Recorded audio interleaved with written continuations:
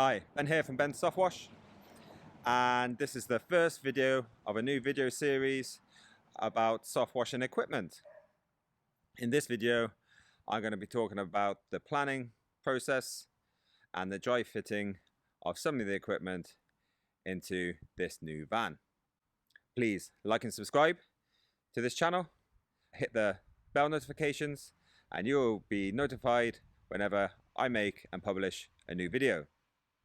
Feel free to add some nice comments below, ask any questions, we'll reply to them as much as we can. Thank you for watching. We get asked a lot about soft washing equipment, what to use, how to use it. To be quite frank, your soft washing equipment really does depend on your business, on so many variables. It's hard for me to explain sometimes exactly what soft washing equipment I would recommend to people. When I first started, and this is what I recommend to people just starting out, is I just used a very small pump and a high quality window cleaning water fed pole, which I adapted to apply the chemical.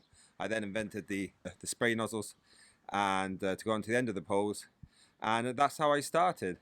And it just built up from there, and as the business grew, as we started doing more and more maintenance work, as we started doing bigger contracts, we found we needed higher flow rates, we needed more hose reels, we needed bigger pumps, smaller pumps.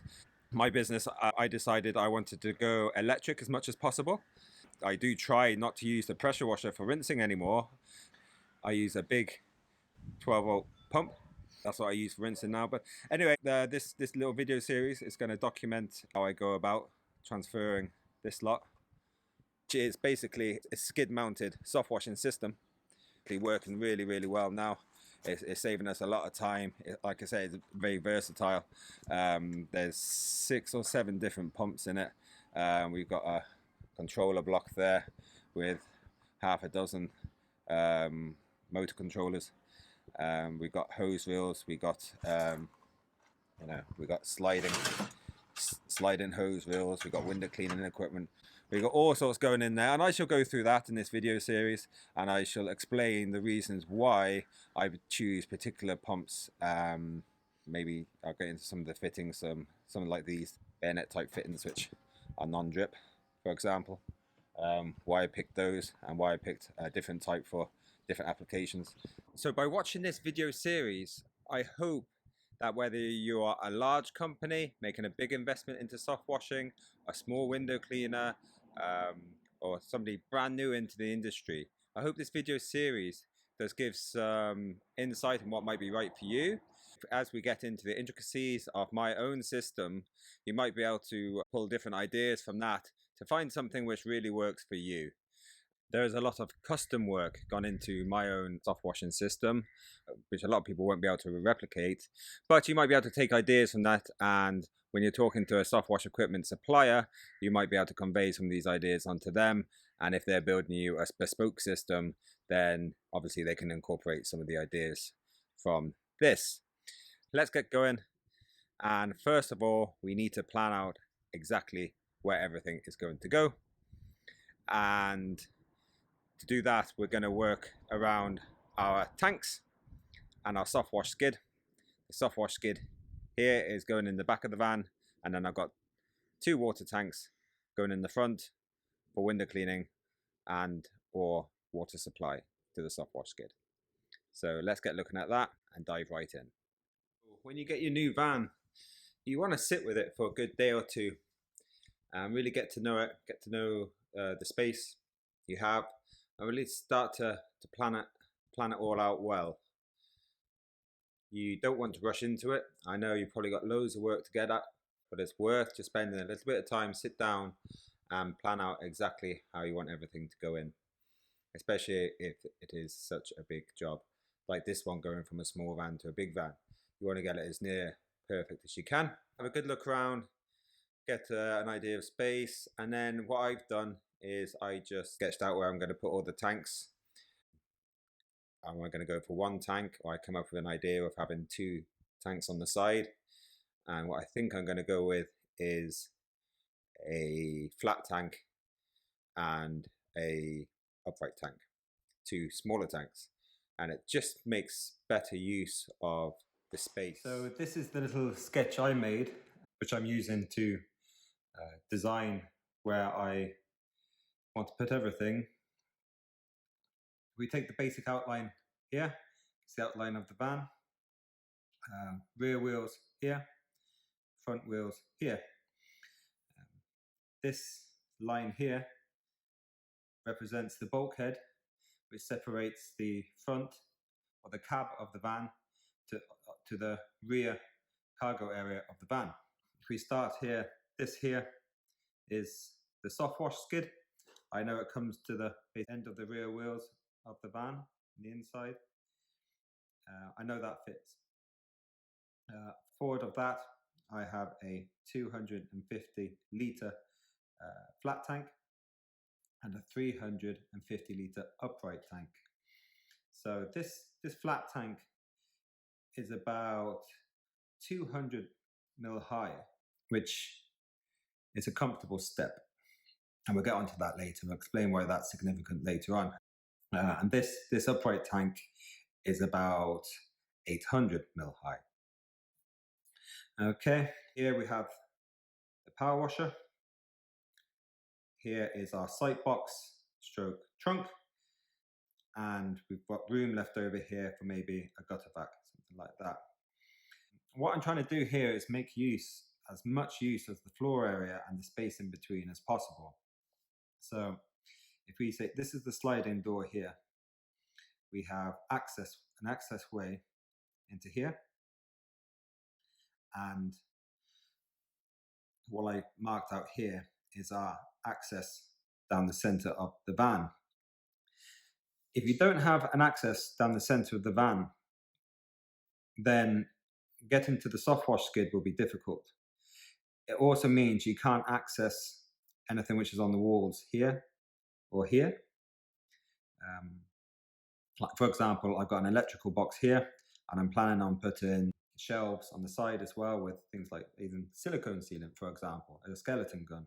If we had a center tank here, then you're restricting, the center tank would come to around something like that. And it makes it really awkward getting down the side, and it makes it impossible to access the rear of the soft wash skid. There's a couple of pumps here which we might need to service in the future. We have a battery here. That's why I wanted to keep the access way down the center. And that's what having the 250 litre flat tank enables us to do. We still got capacity of a large tank by having the upright here, and we have the access. And what I'm actually doing, I'm building off the frames of these tanks, because these tanks are plastic tanks, which need to be bolted down through the floor using some sort of a frame. So I'm going to fabricate the frame, and off this frame, I'm going to build a stillage. So a stillage, which is going to come to around something like this, are going to hold our drums of lightning cleanse. Okay, so imagine now that's 200 mil off the ground, and then you've got your stillages. So it's a nice height to store those at. We're going to do something similar over here. We're going to build a stillage off the top of the frame of this upright tank. Okay, and that's going to let us store some other chemicals like BioCleanse. Obviously, you need to store chemicals separately, chemicals which can be stored together all in the same place. So we couldn't store BioCleanse over here. We're keeping it separate. So we're keeping that over there. And I think I might find a little section down here for some tornado cleanse. But that's what we're doing. So when you imagine this in your mind's eye, we walk in through the side door. We've got this space here. We look right. We've got access down the center, upright tank, flat tank. And I think it's going to work out really, really well. I planned in here a 50 mil piece of angle iron running, stainless steel of course, running the whole way across the width of the van.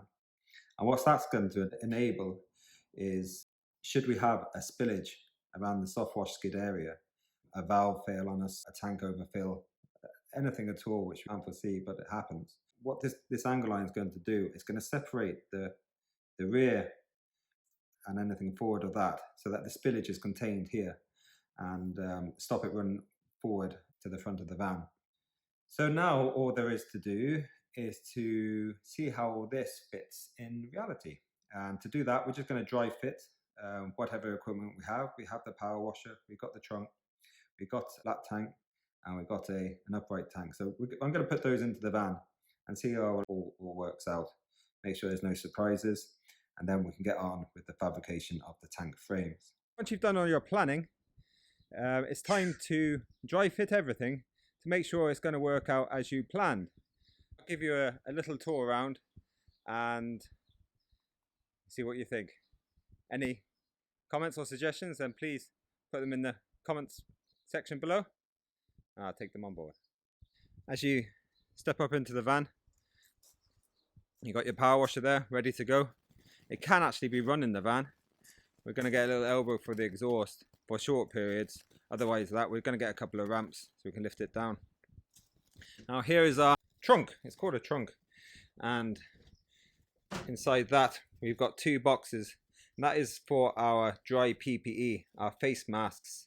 We've got two. We're going to have full face and with the cartridges, and just a half mask then as well. And then we've got a place for our Wellington boots, dry jackets, etc.